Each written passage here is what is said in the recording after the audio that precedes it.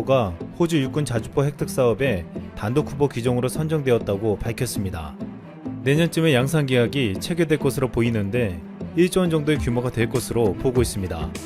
K9 자주포는 지난 2010년에도 호주 육군 자주포 사업의 최종 우선 협상 대상 기종으로 선정된 바 있었습니다.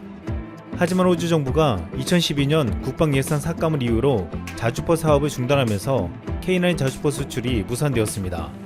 호주 정부는 최근 중국의 위협에 대응하기 위해 2020 국방전략 10년 계획을 발표하면서 자주포 획득 사업도 재추진하기로 했습니다. 이로 인해 K9 자주포가 10년 만에 호주로 수출되게 된 것입니다. K9 자주포는 이미 뛰어난 성능을 인정받으며 터키, 폴란드, 핀란드, 인도, 노르웨이, 에스토니아 등에 수출된 바 있었습니다. 이성수 하나디펜스 대표이사는 호주의 K9 도입 결정은 한호주 국방협력의 값진 결실이자 대한민국 방위산업의 기술력을 입증한 쾌거라며 호주 정부와 협력해 현지 생산시설 구축과 인력 양성에도 힘쓰겠다고 말했습니다. 한호주 정상은 지난해 9월 국방방산협력을 주요 의제로 정상회담을 하고 그해 12월 양국 외교 국방장관이 방산협력 확대 방안을 논의하는 등 양국 국방협력을 강화했습니다. 이같이 호주가 한국과 협력을 강화하는 이유는 최근 남중국해로 진출하는 중국을 의식한 것도 있지만 일각에서는 인도네시아 때문이라고 보고 있습니다. 전통적으로 호주의 적국은 인도네시아로 여겨져 왔습니다. 19세기 호주 지역이 영국의 식민지로 있었을 당시에 호주 지역으로 많은 인도네시아인들이 노동자로 이주해왔습니다. 하지만 호주 내에서 인도네시아 노동자들은 심한 차별을 당하고 심지어 탄압까지 받았습니다. 20세기 중반에 호주는 영국에서 독립했지만 백호주의 정책으로 아시아인들의 이민을 금지했습니다. 인도네시아도 네덜란드로부터 독립했지만 인도네시아가 소수 민족들을 탄압하고 동티모르를 강제 합병하면서 호주는 반발했고 양국 간의 수교도 없이 긴장감이 높아졌습니다. 인도네시아는 이 같은 호주를 견제하기 위해 병력을 증강하기도 했습니다. 호주와 인도네시아가 가장 첨예한 갈등을 일으킨 곳은 동티모르였습니다. 인도네시아인들은 호주가 오래전부터 동티모르를 탐내었다고 믿고 있었습니다. 인도네시아 호주는 동티모르 동쪽 해안과 호주 대륙 사이로 뻗쳐있는 거대한 유전을 놓고 각축을 벌여왔습니다. 이곳은 세계에서 가장 매장량이 많은 23곳 중 하나로 바유 우단 지역 매장량만 190억 달러, 하나로 230조 원 규모에 달했습니다. 이에 영유권을 둘러싸고 신경전을 벌여온 두 나라는 1989년 티모르해를 3등분, 2해역은 서로 나눠 갖고 나머지 한 곳은 공동 개발한다는데 합의했습니다. 그런데 1997년에 들어와 동아시아 외환위기로 인도네시아 독재 정권이 무너지고 민주화되면서 인도네시아가 강제 합병한 동티모르에서도 독립운동이 일어나기 시작했습니다. 이에 인도네시아 군부가 무참하게 진압하며 대규모의 희생자들이 나오자 미국과 영국 등 강대국의 비호 아래 유엔은 무장병력을 유엔 평화유지군이라는 이름으로 이곳에 파견했습니다. 이때 호주군도 여기에 참여해 인도네시아에서는 호주 국기를 불태우며 반감이 커지게 만들었습니다. 또한 호주는 동티모르의 독립을 지원하며 석유 채굴권을 받으려 하면서 인도네시아를 더욱 자극시켰습니다.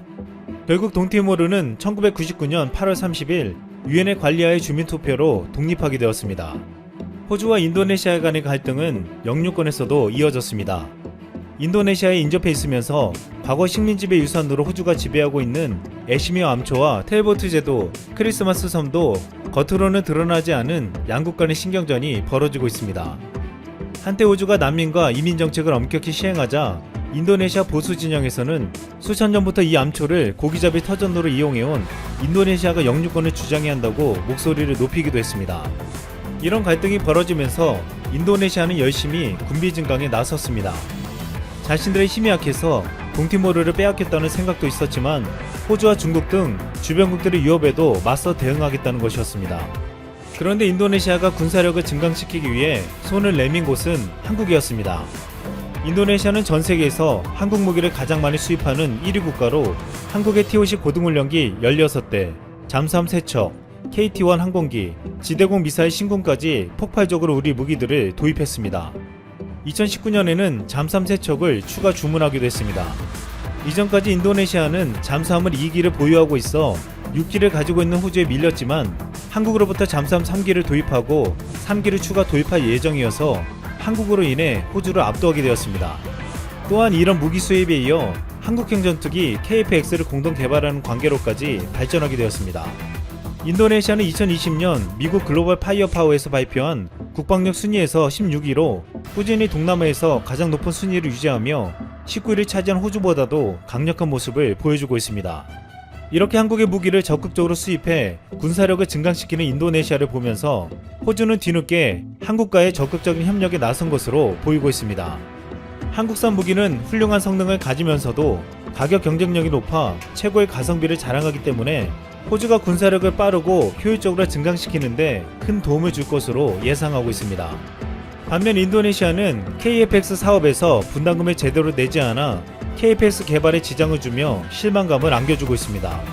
최근에는 KF-X 분담금은 없다고 하면서 프랑스 전투기를 구매하려 했다는 사실이 알려지기까지 했습니다. 이제 인접국 호주에게 무기를 수출하는 한국의 행보에 인도네시아는 긴장하지 않을 수 없을 것으로 보이고 있습니다.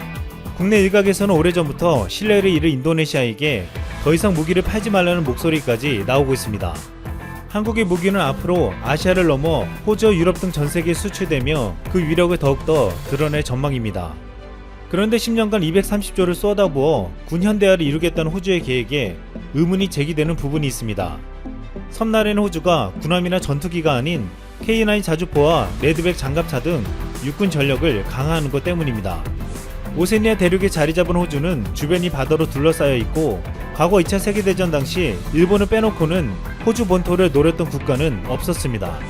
또한 호주는 전통적으로 인도네시아를 잠재 적국으로 삼았지만 호주 인도네시아는 2006년 상대방에 대한 주권, 영토 통합성의 존중을 명시하는 롬버크 조약을 맺었습니다. 2020년 국방전략 갱신에 주적에 간접적으로 중국을 잠재 적국으로 바꾼 것으로 보이고 있지만 호주 본토까지 그 위협이 미칠 것이란 분석은 크지 않습니다. 이런 가운데 일각에서는 호주 육군의 전력 증강을 사람을 대상으로 한 것이 아니라고도 말하고 있습니다. 호주군은 전투력이 뛰어난 것으로 알려졌지만 역사적으로는 사람들과의 전투보다는 짐승들과의 전투가 더 많이 알려져 있습니다. 다른 대륙과 고립되어 독특한 식생이 유지되는 호주 대륙에 인간이 다른 동물을 데리고 이주하면서 상상할 수 없는 일들이 벌어졌습니다. 1859년 영국에서 호주로 이주한 토마스 오스틴은 영국 회색 토끼 20마리를 들여와 방사했습니다. 그런데 이 토끼는 엄청난 번식력으로 기하급수적으로 늘어나더니 수많은 풀과 나무 뿌리를 다 갉아먹고 영토를 황폐하게 만들었습니다. 온갖 수를 써도 회색 토끼를 막을 수가 없자 호주군은 회색 토끼들과의 전투에서 200만 마리 이상의 토끼들을 제거해 전공을 세운 바 있습니다. 또한 1930년대 이번에는 토끼들과 함께 농작물을 망쳐온 에미들을 상대로 전쟁을 선포하여 기계화 보병을 투입했습니다.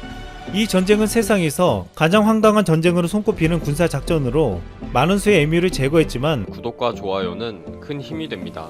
2020년 도쿄올림픽과 패럴림픽 메인 스타디움으로 사용될 국립경기장이 15일 성대한 준공식을 했습니다. 이 경기장은 도쿄도 신주쿠구에 있으며 총 공사비는 1,569억엔, 약 1조 7천억 원이 들었습니다.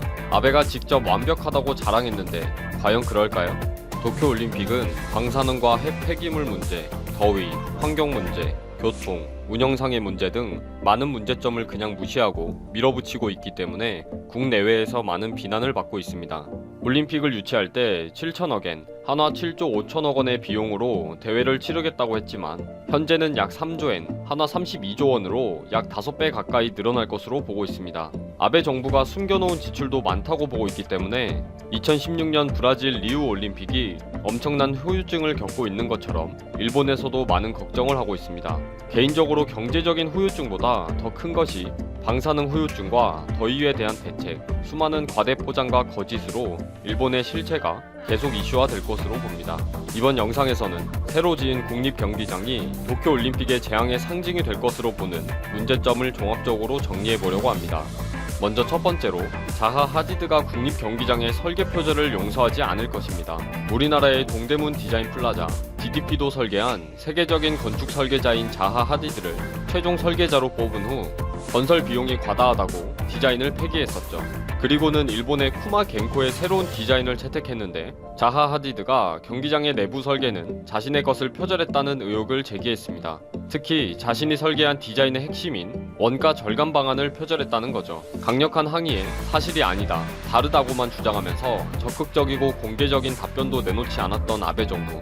결국 자하 하디드는 2016년 세상을 떠나면서 이번 공개된 주경기장을 보지 못하게 됐지만 하늘에서는 지켜보고 있을 것입니다. 두 번째로 후쿠시마 목재를 사용한 것은 결국 일본의 재앙으로 돌아갈 겁니다. 이번 국립경기장은 CLT 공법으로 나무를 직각으로 겹친 판 구조로 설계한 목조 건축물에 해당됩니다. 일본은 이번 도쿄올림픽을 후쿠시마 원전 사고를 극복한 걸 자랑하고 싶어서 후쿠시마산 나무를 많이 사용했습니다. 나무는 방사능이 축적돼 있어서 위험하다는 경고를 누차 했음에도 불구하고 국립경기장의 북문과 동문에 후쿠시마산 나무를 썼다는 겁니다. 산림 지역은 오염도 제거가 어려워서 나무들이 방사능에 심하게 오염이 되어 있다고 알려졌고 솔방울에서 6,100베크렐, 이끼에서도 몇천 베크렐이 검출되었다고 경고를 했습니다. 그럼에도 무시하고 국립경기장 건설에 사용한 거죠. 지나가기만 해도 위험한데 말입니다. 세 번째, 원가 절감으로 에어컨 설치 비용을 뺀 것은 최악의 선택이 될 것입니다. 새로 디자인한 국립경기장은 건설 비용 절감 차원에서 에어컨이 없습니다. 일본은 일사병으로 입원하는 환자가 매년 10만 명이며 올해 7월 29일부터 8월 4일에만 열사병으로 57명의 사망자가 발생했습니다. 이 엄청난 무더위에 6만 명이 빼곡히 들어가는 경기장에 에어컨을 설치하지 않다니 도대체 무슨 생각일까요?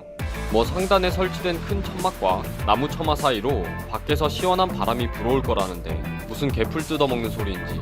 그러다 보니 올림픽에서는 액체 폭발물과 식중독 등 안전사고를 우려해서 음료 반입을 금지하는데 도쿄올림픽은 개인 생수를 가지고 들어오도록 한다는 겁니다. 결국 보안은 포기하고 얼음 생수통을 들고 오라는 것인데 그 엄청난 양의 쓰레기를 어떻게 감당하려는 건지. 몇 군데는 40도가 넘을지 몰라도 바람이 불면 최고로 시원한 곳은 32도 정도는 된다고 자랑하고 있습니다. 이게 뭐 하는 건지 어이가 없습니다. 네 번째로 부랴부랴 급조 설계에서 설치한 성화대의 안전도 책임져야 합니다. 구마 겐코가 새로 설계한 디자인이 성화대를 빼먹고 설계한 것이 세계적으로 망신을 당했었죠. 일본 조직위원회에서 성화대를 경기장 밖에 새로 설치하면 어떻냐고 했지만 IOC에서는 당연히 안 된다고 답했습니다. 올림픽 헌장 제36조에 성화는 주 경기장 어느 곳에서나 볼 수 있는 장소에서 타오르도록 해야 함은 물론이고 밖에서도 성화대가 보이도록 해야 한다 라고 분명히 규정되어 있기 때문이죠. 이제 와서 경기장 내부에 설치하려고 하다 보니 목재 건축물이라 소방법에도 걸리고 객석의 사각지대 발생, 무게를 지탱하는 문제 등 쉽지 않은 일입니다. 임시로 설치한 성화대는 예상 못한 문제가 발생할 것 같아 많은 사람들을 불안하게 하고 있습니다.